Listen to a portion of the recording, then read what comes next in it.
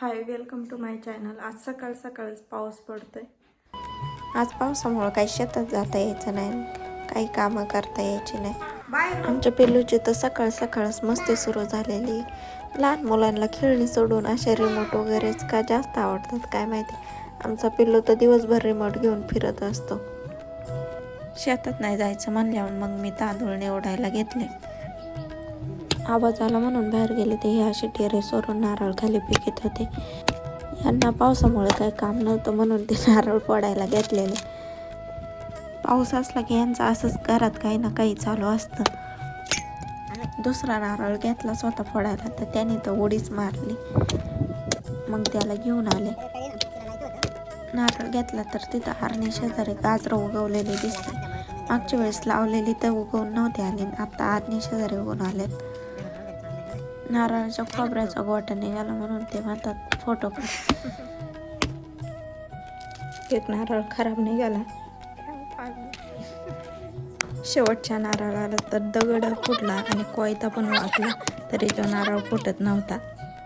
शेवटी त्यातलं पण खोबरं काढलं. सगळे नारळ फोडून झालते.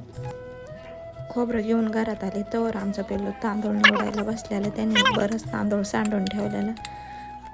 लहान मुलांना अशी कामं करायला लई स्पीड असतो. पटकन मोठ्यावरून फेकून देत होता तांदूळ. मग त्याला त्याच्या आजीकडे पाठवले. दुपारी आम्हाला बाहेर जायचे होते म्हणून उरकून घेतले. बाहेर पाऊस चालू होता म्हणून थोडा वेळ थांबलो. याची बघा कशी मस्ती चालू होती. त्याची इथं मस्ती चाललेली तर म्हणलं मी गाडी घेऊन येते. आम्ही ना गाडी गोठ्यातच लावतो. ते तुम्हाला दिसलंच असं व्हिडिओमध्ये वासरू दिसतंय. मग मोबाईल एक साईडला लावून घेतला. स्टॉल बांधलं. शिवच्या पप्पांना गवत वगैरे आणायला गेले ना ती दोरी तशीच गाडीला ठेवतात. मला कुठं बाहेर जायचं असलं ना मग मी ती बाजूला काढून ठेवते. एवढ्या गाठी मारून ठेवल्या त्या दोरीच्या. शेवटी निघाली. पदर खेचून गाडी बाहेर काढली. मोबाईल पाणी लावून ठेवलेलं. मोबाईल ती खाली पडली. घरी येताना ना हॉटेलमधून भाजी घेऊन आलते. मग घरी आल्यावर त्याचं पते केलं. व्हिडिओ आवडला असेल तर लाईक करा, सबस्क्राईब करा. Bye bye.